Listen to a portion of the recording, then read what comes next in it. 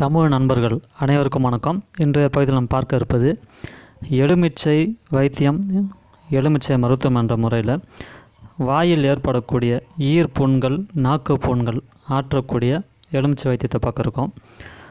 ஈர்களில் ரத்தம் வருதல், நாக்கில் புண்ணாகுதல், நம்ம அச்சரம்னு சொல்லுவோம் இல்லையா, ஒரு சிலர் வாய்ப்புன்னு சொல்லுவாங்க. ஒரு சிலர் பல் வளர்க்கும் போதே ரத்தம் கசிஞ்சு துப்பம் போது வரதை பார்க்கலாம். இதுக்கான காரணங்கள் என்னென்னு பார்த்தீங்கன்னா, வயிற்றில் ஏற்படக்கூடிய புண்கள், அதாவது அல்சர். அதுக்கு அடுத்ததாக பார்த்திங்கன்னா உஷ்ணம் அதிகரித்தல். இந்த ரெண்டு விஷயங்கள் இதனால் பல் வலியும் உண்டாகும். ஈறு ரொம்ப பலகீனமாகி பற்கள் பார்த்திங்கன்னா லேசாக ஆடும். நாவில் புண் ஏற்படும், அதாவது அச்சரம். வாயில் ஒரு விதமான துர்நாற்றம் வீசும், அது கெட்ட வாடை. இதை குணப்படுத்துறதுக்கு ஒரு எளிய முறை, 1 டம்ளர் சுடு தண்ணி, அதில் அரை எலுமிச்சையை புழிஞ்சிக்கணும். புழிஞ்சு சூடாக இருக்கும் போது வாய் கொப்பளிக்கக்கூடிய அளவில் சூடாக இருந்தால் போதுமானது.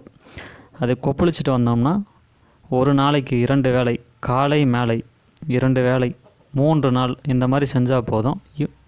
ஈரில் வரக்கூடிய புண்கள், அச்சரம், வாய் துர்நாற்றம் இது எல்லாமே குணமாகும். ரொம்ப எளிய முறை. 1 டம்ளர் சுடு தண்ணி, அரை எலுமிச்சை, ஒரு நாளைக்கு 2 வேளைனா ஒரே ஒரு எலுமிச்சை பழம் போதுமானது. காலையில் ஒரு அரை பழம் பயன்படுத்துங்க, மாலை ஒரு அரை பழம் பயன்படுத்துங்க. தாராளமாக வாய் துர்நாற்றம், அச்சரம், பல் ஈறுகளில் வரக்கூடிய ரத்தம் இது எல்லாமே குணமாகும்.